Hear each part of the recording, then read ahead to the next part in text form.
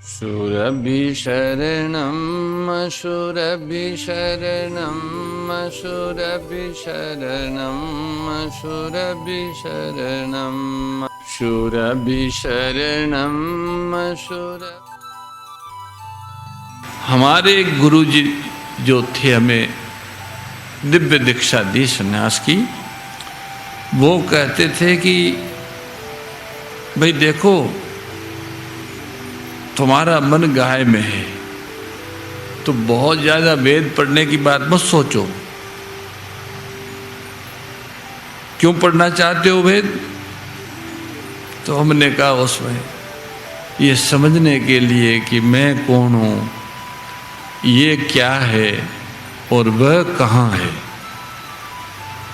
जीव क्या है, जगत क्या है, ईश्वर क्या है। तो उन्होंने कहा फिर वेद पढ़ने की क्या जरूरत है, मैं हूं और हैं, ये तीन चीजों को समझ लो, बस सारा वेद पढ़ लिया। कैसे समझे? बोले मैं मानी ये शरीर संसार ये सब मैं, और हूं मैं हूं, मैं हूं, ये दो अलग अलग है। मैं और हूँ दो एक नहीं है।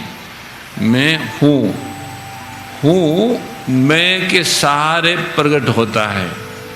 मैं साधु हूँ, मैं ब्राह्मण हूँ, मैं मनुष्य हूँ। मैं, अगर ये मैं न हो तो हूँ कैसे प्रकट हो गए? तो मैं हूँ नहीं है, ये बात समझनी है। क्यों? क्योंकि मैं तो बदलता रहता, मैं बालक, मैं किशोर, मैं जवान, मैं ये, मैं वो, और हूँ बोले हूँ ऐसा का ऐसा है। जब बच्चा था तब भी मैं बालक हूँ, मैं किशोर हूँ, मैं जवान हूँ, मैं प्रौढ़ हूँ, मैं वृद्ध हूँ, मैं स्वस्थ हूँ, मैं बीमार हूँ, मैं दुखी हूँ, मैं सुखी हूँ, मैं ज्ञानी हूँ, मैं अज्ञानी हूँ, मैं पुण्यात्मा हूँ, मैं पापी हूँ। ये सब बदलता है, पर हूँ यूँ का यूँ रहता है, मैं बदलता रहता है।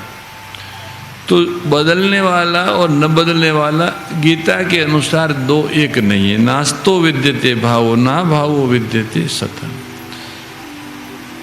तो अब बदलने वाले से न बदलने वाला हूँ अलग है, ये बात समझ लो अच्छी तरह से। क्यों?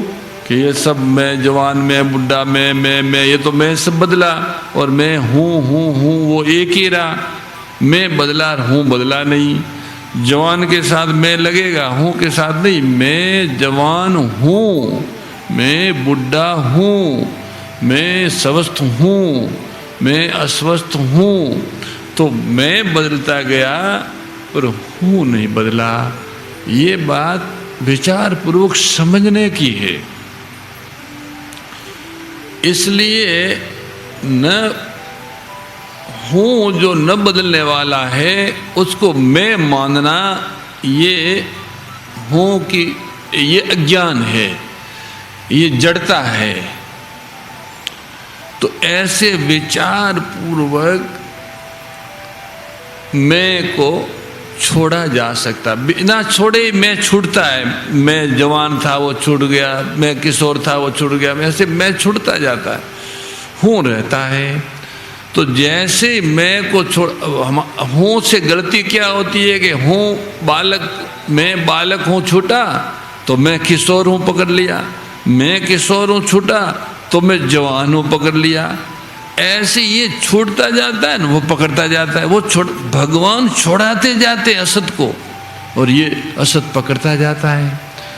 तो ये अगर छोड़ दे तो ये असत का त्याग, इसे बोलते हैं विचार पूर्वक असत का त्याग करने से सत स्वरूप परमात्मा की प्राप्ति हो जाती। और संत वाणी में, गुरु वाणी में, वेद वाणी में विश्वास करके कि कोई एक है वो सर्व समर्थ है, अद्वितीय है, सब समय में है, सभी जगह है, सब में है और सबके है। ये बात वेदवाणी में, गुरुवाणी में, संतवाणी में कही है।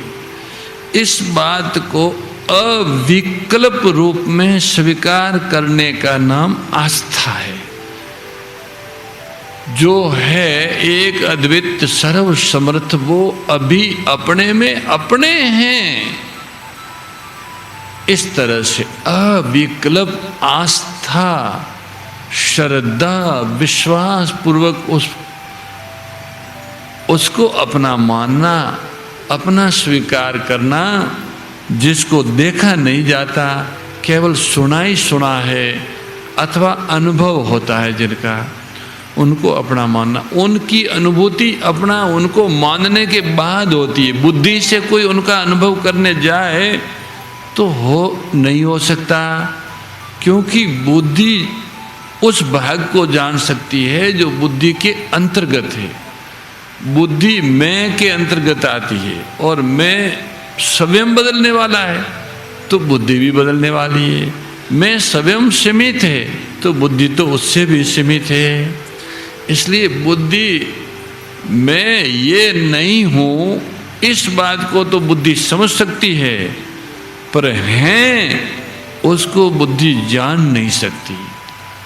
उसको स्वयं स्वीकार करना है। स्वीकार करने से वो अनुभव में आते हैं।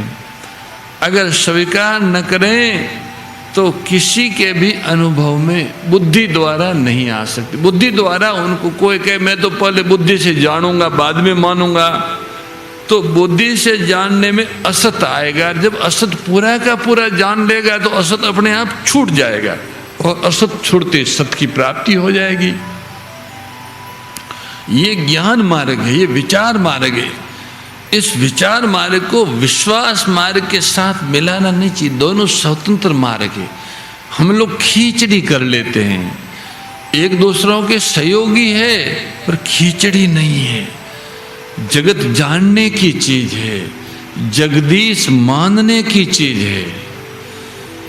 तो मानने वाले में जानना लगाना और जानने वाले में मानना लगाना, ये उल्टी समझ है। जो अपने हैं उसको अपना न मानना। अपने वो है जो सदा सर्वदा सब समय में सब जगह में अपने साथ अपने में ही हैं, वो अपने हैं।